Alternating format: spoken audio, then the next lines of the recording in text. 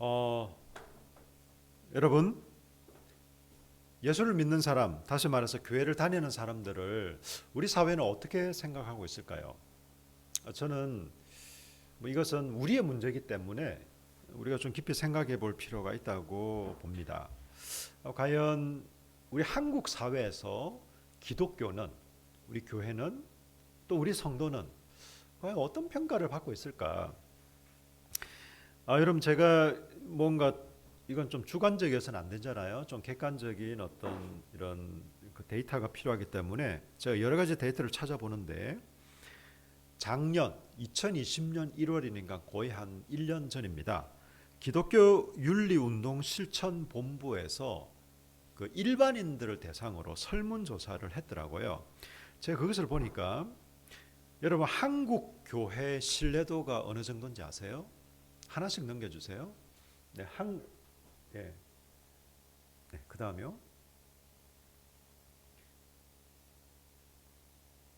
예, 오, 네, 예, 이렇게 하나씩 넘겨주는 거예요. 한국 교회 신뢰도가 긍정이 31.8%, 부정이 63.9%입니다. 그러니까 한국 교회를 좀 신뢰한다, 이게 한 30%, 신뢰하지 못하겠다가 60%가 넘어요. 충격이죠. 여러분, 그럼 목회자에 대한 신뢰도가 어떨까? 제가 많이 좀 부끄럽습니다. 긍정이 30%, 부정이 68%. 목사님, 뭐 그래도 목사님인데 뭐 믿을만 하죠가 한 10명 중에 3사람, 한 7명 정도는 목사. 예. 예, 그러면 여러분들에 대한, 기독교인들에 대한 건 어떨까요? 제가 이 설문을 보고는 더 부끄러웠습니다. 긍정이 32.9%, 부정이 65.3%. 저보다는 조금 더 낫습니다. 여러분, 가장 신뢰하는 종교가 뭘까요? 우리 한국 사회에서. 이거는 교회 다니는 사람이 아니라 일반인들 대상으로 설문조사를 한 거예요. 가톨릭이 30%, 불교가 26.2%, 기독교가 18.9%.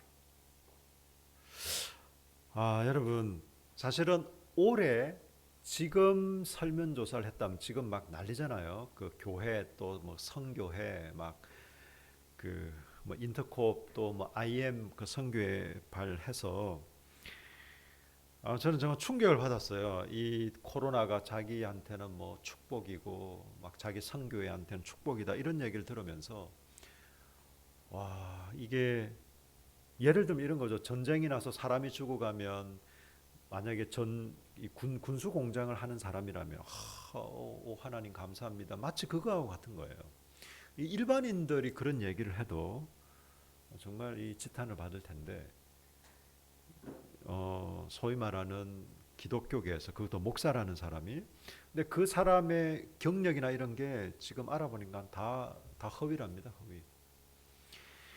어쨌든 지금 설문조사를 했으면 더 나쁘게 나왔을 가능성이 많습니다.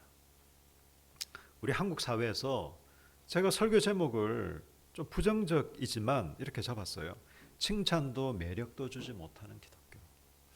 어쩌다가 우리 기독교가, 또 교회가 한국 사회에서 이런 평가, 또 이런 인식을 갖게 되었을까?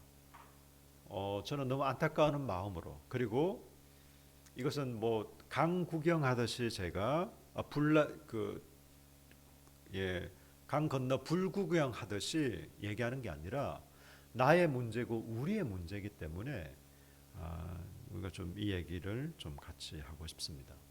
저는 우리 한국 사회의 기독교가 이런 평가, 이런 인식을 받는 첫 번째가 우리 기독교가 사회에 무관심한 게 아닌가 생각이 돼요. 사회에 무관심한 기독교.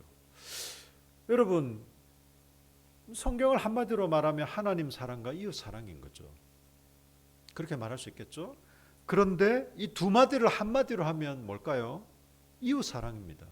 왜 그렇습니까? 사실 이웃 사랑은 하나님 사랑이 전제되어 있는 겁니다. 하나님을 사랑하지 않으면서 이웃을 사랑할 수 있다? 그럴 수는 없는 거죠. 그래서 굳이 성경에서 한마디로 표현하면 이웃 사랑. 것입니다. 예수님도 새 계명을 주겠다고 하시면서 너희가 서로 사랑하라 이렇게 말씀하셨잖아요. 여러분 그런데 정말 이웃을 사랑하기 위해 하는데 이웃을 모른다. 그냥 우리는 교회 공동체야 우리가 좋사오니 그냥 우리끼리만 이렇게 있다. 여러분 이것은 우리 한국 교회 또 기독교가 정말 이웃의 문제에 관심을 가지고 이 사회를 향한 무슨 투쟁을 하고 운동을 하자는 게 아니에요.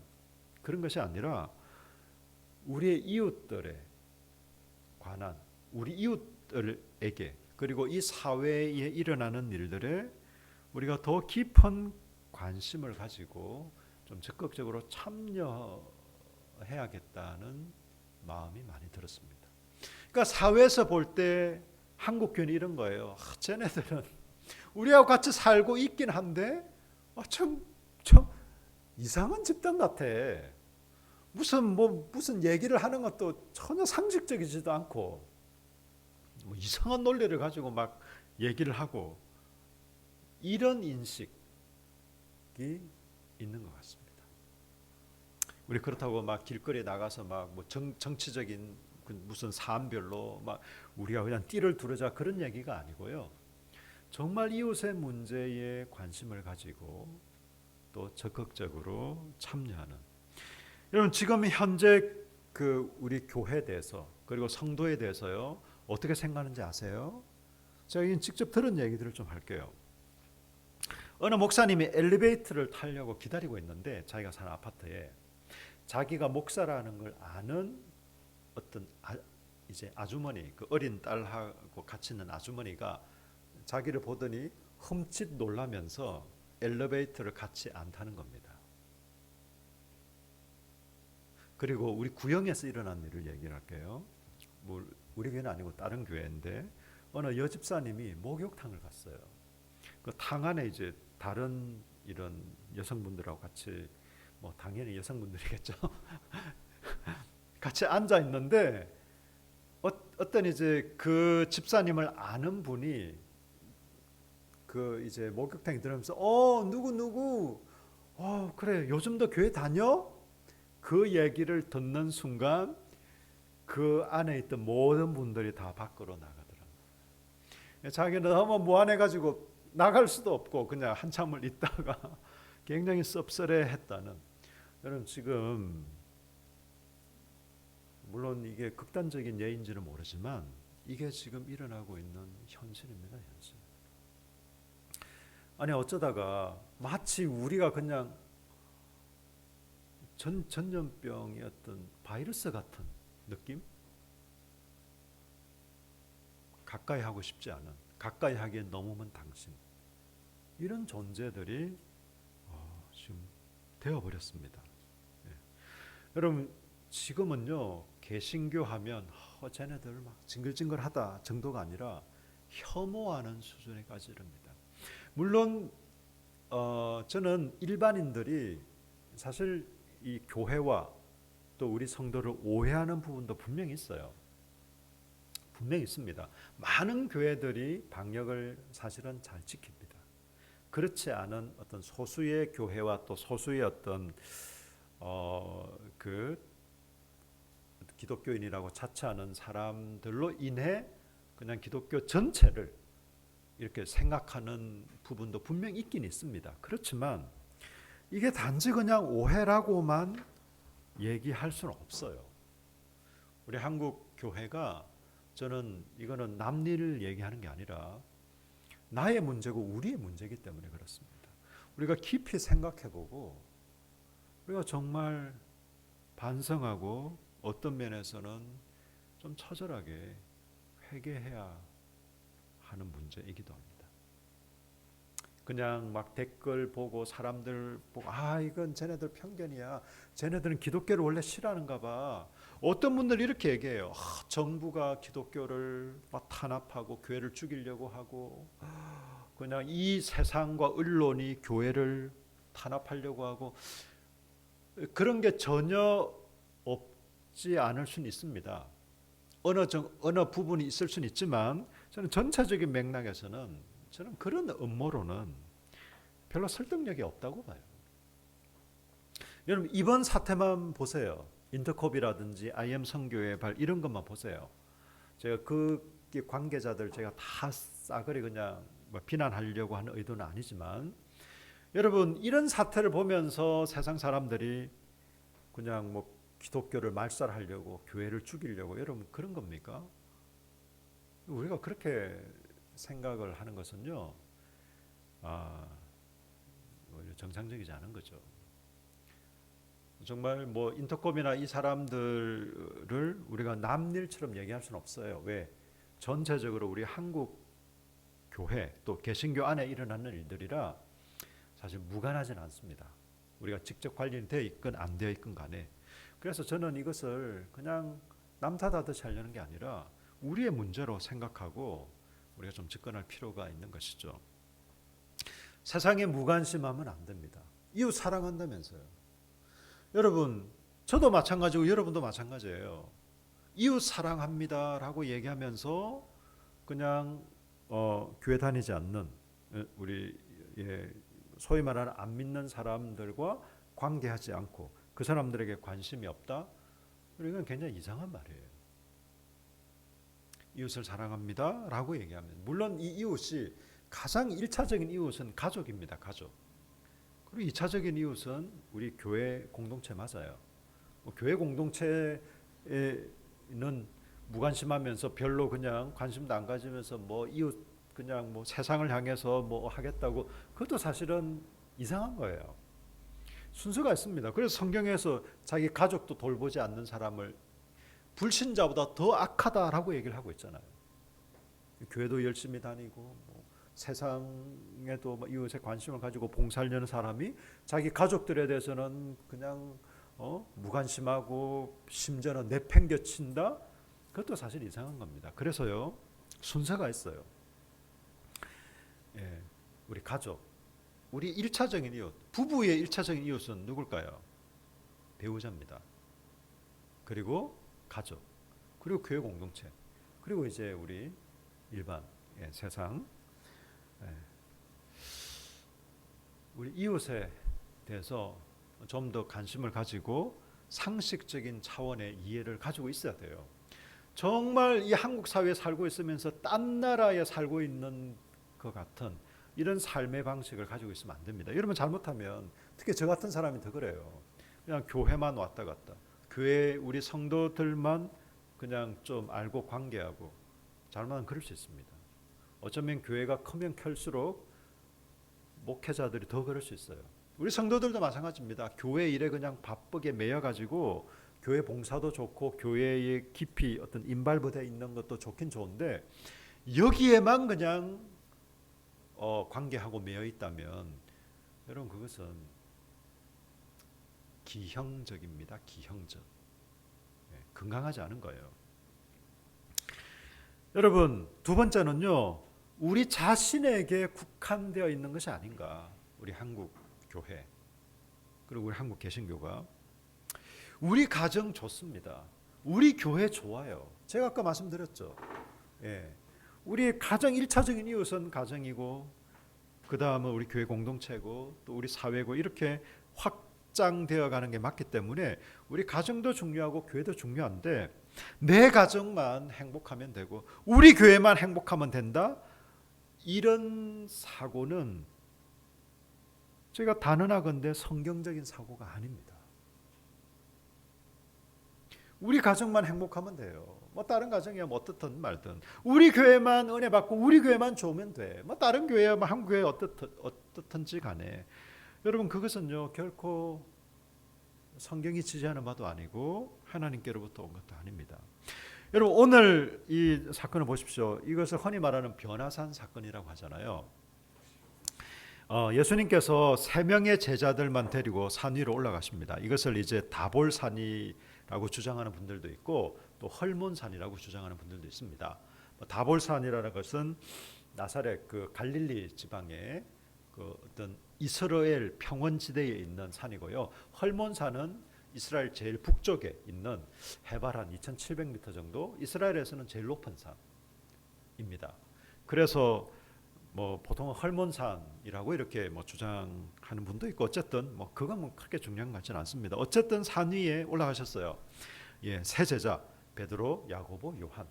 이 세 제자는요 나중에 사도행전 또 갈라디아서 이런 데 보면 초대 교회에 어떤 사도들이 이분들 말고도 있었지만 거의 핵심적인 역할을 하는, 지금은 베드로가 이름이 제일 먼저 나오고 수제자이긴 하지만 나중에는 그 예루살렘 교회에 그리고 그 전체 그 당시에 교회의 어떤 총회장 같은 역할을 한 분은 야고보였습니다.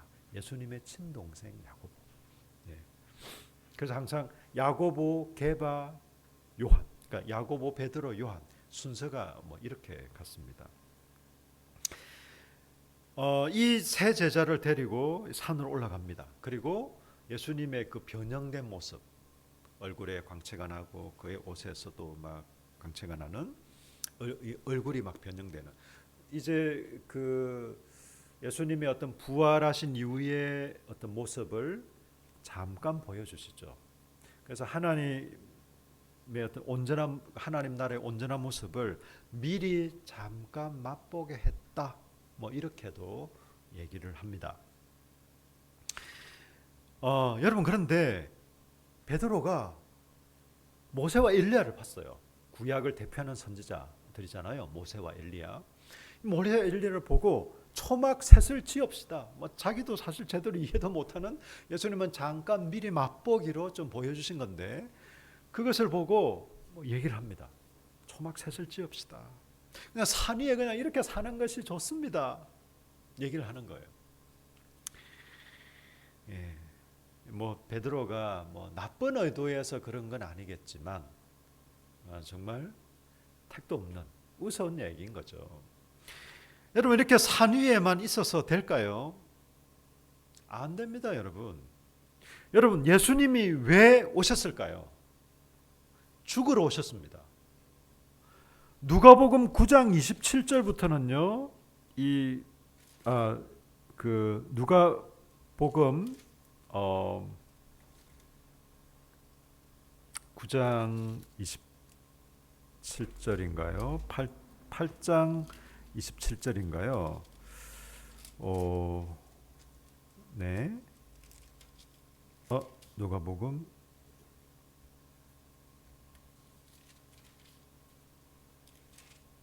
제가 정확하게 지금 구절은 잘 모르겠는데 하여튼 예루살렘을 향해서 가시기로 굳게 결심하셨다. 이런 장면이 나옵니다. 예루살렘을 향해서 가시겠다.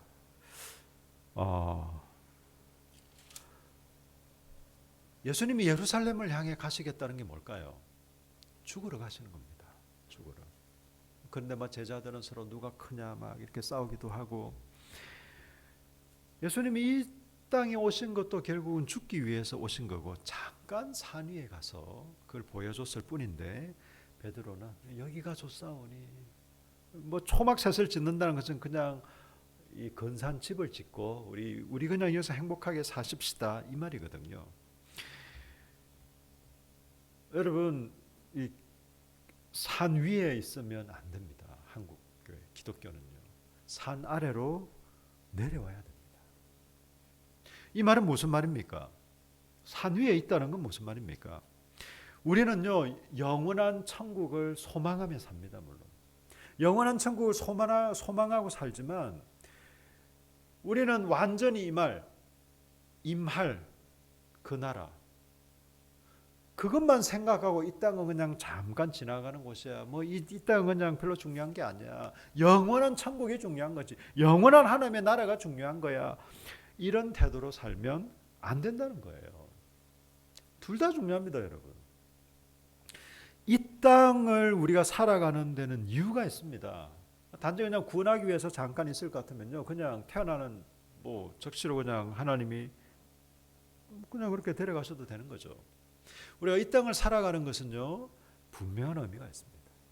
이 땅에서 해야 될 일이 있고요, 이 땅에서 이루어야 할 것이 있습니다. 이 땅에 하나님 나라가 임하게 하는 것입니다. 그런데 이 땅에 소망을 두고 살면 사실 그 삶을 살 수가 없어요, 여러분. 온전히 임할 하나님 나라를 소망하는 가운데 이 땅을 힘있게 살아가는 겁니다. 이 땅에서 일어난 일들이 우리의 기도와 우리의 노력이 잘 반영되지 않을 가능성도 많아요. 굉장히 좀 실망스러운 결과를 맞이할 때도 얼마든지 있습니다. 그럼에도 불구하고 우리는 영원한 하나님 나라에 대한 소망으로 우리의 삶을 살아가는 겁니다. 산 위에 있으면 안 됩니다, 여러분. 영원에 임할 그 하나님 나라만 생각하고 우리가 살아가서도 안 됩니다. 이 세상을 미래에 임할 하나님 나라만 생각하고 현재에 임한 하나님 나라를 망각하면 안 된다는 거예요. 그래서 여러분, 세 번째는요, 세상을 향한 기독교가 되어야 합니다. 세상을 향한 기독교. 하나님 나라가 지금 이곳에 임했습니다. 저와 여러분에게 임했습니다. 현재 임한 하나님 나라를 우리가 힘있게 살아가는 것입니다. 이미 하나님 나라는 임했습니다. 아직 오지 않았습니다. 완성이 아직 안 되었다는 거죠.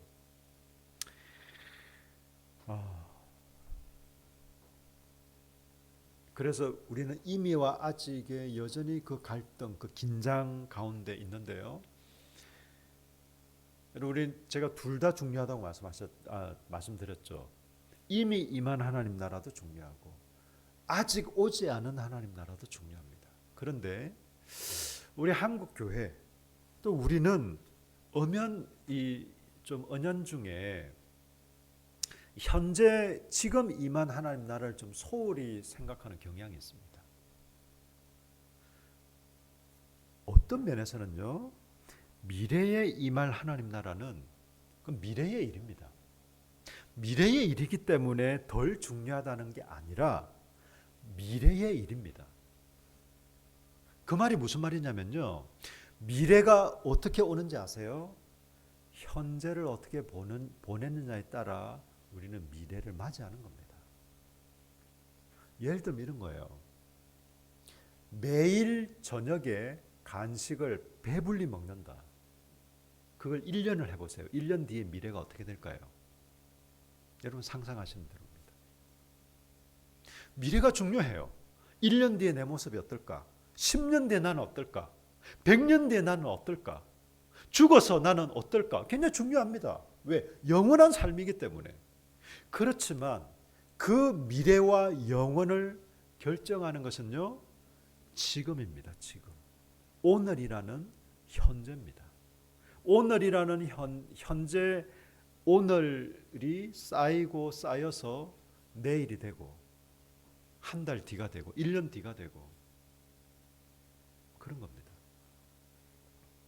그래서 따지고 보면 현재와 미래가 다 중요하지만 우리가 주목하고 집중해야 되는 건 현재입니다. 현재. 저는 현재만 소망을 두자는 말이 결코 아니에요. 좀 현재 우리 살아가는 삶이 중요하다는 거예요. 현재가 없는 미래는 뻥입니다. 뻥, 여러분. 그건 거짓말입니다. 만약에 목사님들이요, 현재가 없는 미래를 얘기한다면요, 여러분, 나쁜 목사입니다. 그런 사람. 거짓 교사거나 나쁜 목사거나 현재가 없는 미래는 없습니다. 그래서 현재 임한 하나님 나라를 우리는 잘 살아가야 돼요. 그래야 미래가 있습니다. 우리가 그냥 대충 괜찮아. 우리는 뭐 어차피 우리는 뭐 구원받을 거고 어차피 우리는 잘 될 거야. 그렇지 않습니다, 여러분. 성경은 적어도 그렇게 얘기하지 않습니다. 성경은 뭐 대충 살아도 된다, 뭐 별로 중요하지 않다 이렇게 말하지 않습니다. 현재를 굉장히 강조합니다. 그리고 우리의 삶을 굉장히 강조합니다. 세상을 향한 기독교 맞습니다. 세상을 향한 우리 교회 하나님의 마음은 어디 있을까요? 여러분, 우리가 지금 어떤 말씀을 묵상하고 있죠? 예, 누가복음을 묵상하고 있습니다. 누가복음은요, 굉장히 현실적인 말씀들이 많아요. 예수님이 이 세상에 오신 것을 딱 이렇게 얘기합니다. 가난한 자들에게 복음을 전하기 위해 왔다. 마태복음은 이렇게 얘기해요. 심령이 가난한 자는, 우리 마음이 가난한 자는 이렇게 얘기하는데, 누가복음은요, 마음을 빼버립니다. 가난한 자들. 누가복음은 가난하고 소외되고 외롭고 힘없는 사람들, 상처받은 사람들에게 굉장히 많은 관심을 보여주고 있습니다. 그래서 이런 말이 있습니다. 서울에, 특히 강남에 있는 성도들이 누가복음을 설교하고 강의한다 그러면 긴장을 합니다. 실제로 긴장을 한답니다. 글쎄요. 제가 서울에서는 사역해 본 적이 없으니 잘 모르겠지만 어쨌든 그렇습니다.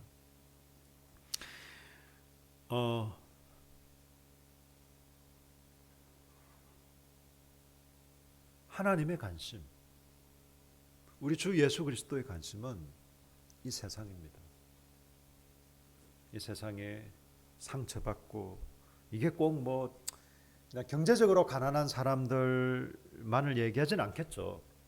여러분, 저는 가난한 사람이 선하다? 결코 그렇게 생각하지 않습니다. 부자건 가난한 사람이건 그 탐욕에는, 인간 그 죄성에는 사실은 별 차이가 없어요. 별 차이가 없는데 좀 덜하고 좀 더하고 그런 그 정도 차이는 있을는지 몰라도, 가난하지만 여전히 어떤 이런 부에 대한 갈망, 이런 걸 가지고 있다면 마찬가지겠죠.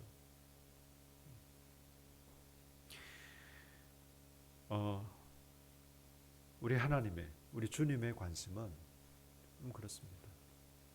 상처받은 자들, 가난한 자들, 힘없는 자들, 소외된 자들에게 관심이 많습니다.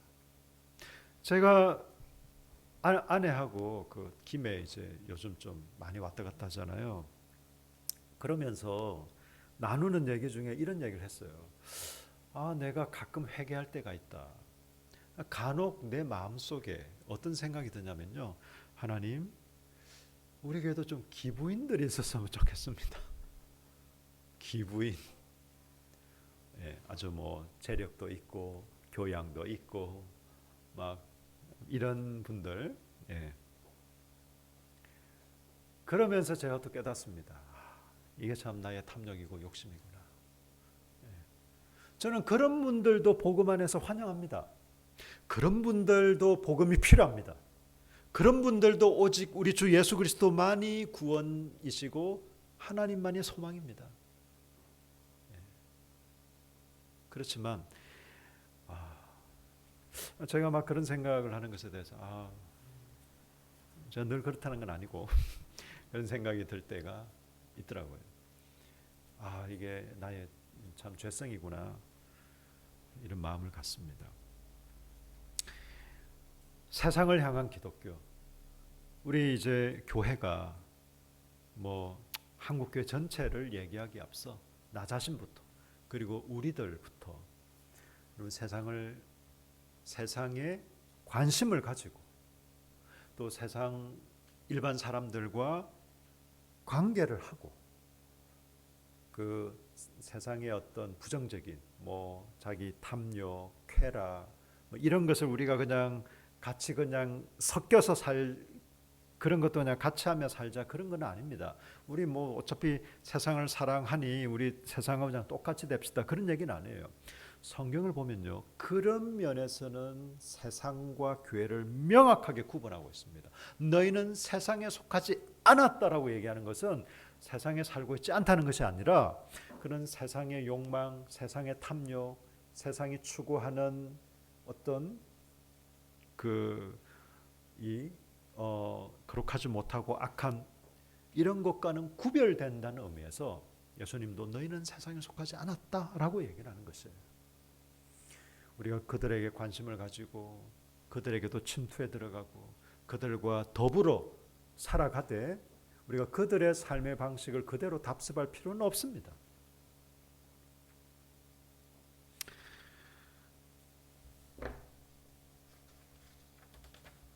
여러분, 저는 정말 제대로 예수를 믿는다면, 예수를 우리가 제대로 믿고 있다면, 저와 여러분이 우리 함께하는 공동체가 제대로 예수를 믿고 따르는 공동체라면 저는 매력적일 거라고 확신합니다. 여러분이 진정한 그리스도인입니까? 여러분, 그렇다면 여러분은 매력적인 사람들일 거예요. 세상 사람들에게 말이죠. 그 사람들 하자는 걸 똑같이 그냥 무조건 다 휩쓸리기 때문에 매력적인 게 아닙니다. 여러분. 그냥 상황에 따라 다른 것이에요. 여러분의 모습 자체가 세상에 다른 사람들에게, 여러분 정말 진정한 기독교인은 매력적이어야 하지 않을까요? 또 매력적일 수밖에 없는 것이고요. 저는 우리 자신부터 또 우리 공동체부터 지금 현재 일어나고 있는 일들을 좀 깊이 성찰하고, 어떤 면에서는 우리가 좀 회개할 것은 회개하고 좀 주 앞에 나아갔으면 좋겠습니다. 베드로가 여기가 좋사오니 우리 여기서 삽시다 하는 이것이 아니라 이제는 산에서 내려와서 이제 현실에 우리가 살아갑니다. 우리가 이 세상에 살아가는 그냥 다른 사람들과 똑같이 살아갑니다. 우리 뭐 새끼 밥 먹고요, 잠자고요. 예, 우리가 뭐 언론이나 뭐 이런 방송 매체도 똑같이 접합니다. 그렇지만 우리는 다른 정체성을 가지고 살아가는 사람들. 존재 이유도 다르고 삶의 방식도 다르고 정체성도 다릅니다.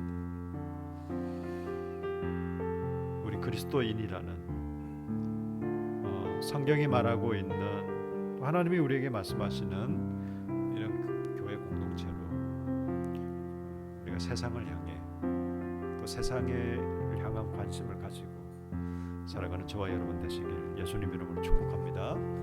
우리 한번 좀 기도하십시다. 우리가 먼저 좀 이 세상에 관심을 가지고 우리 세상과 함께 더불어 우리 그리스도인의 정체성을 간직한 채 이 세상 사람들과 더불어 좀 살아갈 수 있도록, 그들에게 정말 매력을 뿜어낼 수 있는, 그들에게 좀 칭찬을 받을 수 있는, 좀 교회는 다르구나, 자기들만 생각하는 이기적인 집단, 도대체 상식이라고는 통하지 않는 집단, 이게 아니라 정말 좀 다르구나, 좀 칭찬을 받는, 교회 다니는 사람들 참 매력있다, 좀 이런 좀 느낌을 줄 수 있는 그런 한국교회가 될 수 있도록, 그런 저와 여러분이 될 수 있도록 우리 지금 다 같이 기도하십시다. 함께 기도하겠습니다. 오 하나님,